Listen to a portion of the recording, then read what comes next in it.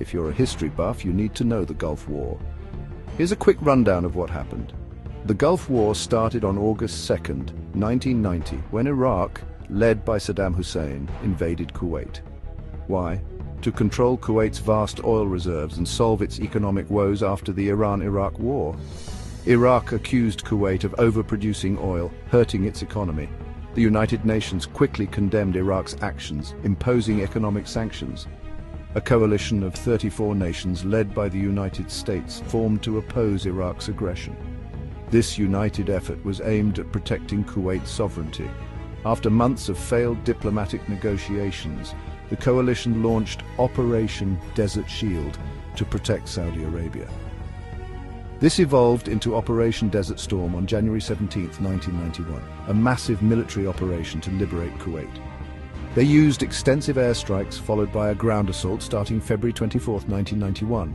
The ground campaign was swift, freeing Kuwait in just 100 hours. By February 28, 1991, President George H.W. Bush declared a ceasefire and Kuwait was liberated.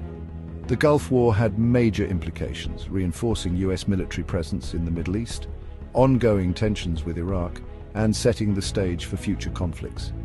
It's remembered for its rapid success and how media coverage brought the realities of modern warfare into our living rooms.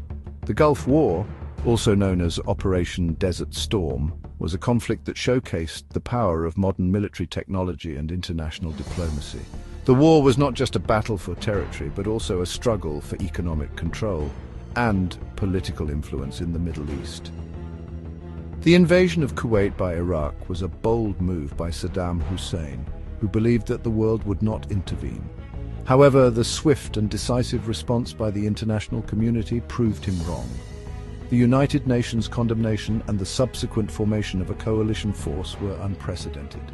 This coalition included countries from all over the world, united by a common goal to restore peace and stability in the region. The economic sanctions imposed on Iraq were severe, aiming to cripple its economy and force a withdrawal from Kuwait. Diplomatic efforts continued for months, with numerous attempts to negotiate a peaceful resolution. However, Saddam Hussein remained defiant, refusing to back down. The coalition's patience wore thin, and the decision was made to launch a military intervention. Operation Desert Shield was the first phase, focusing on the defense of Saudi Arabia. This was a critical move as it prevented further Iraqi advances and secured a base for coalition forces.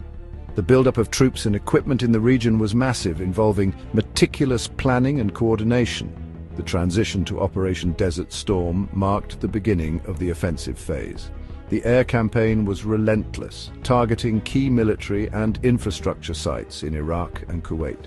The goal was to weaken Iraq's ability to fight and to pave the way for a ground invasion. The ground assault that followed was swift and effective. Coalition forces advanced rapidly, overwhelming Iraqi defenses and liberating Kuwait in a matter of days. The speed and efficiency of the operation were remarkable, demonstrating the effectiveness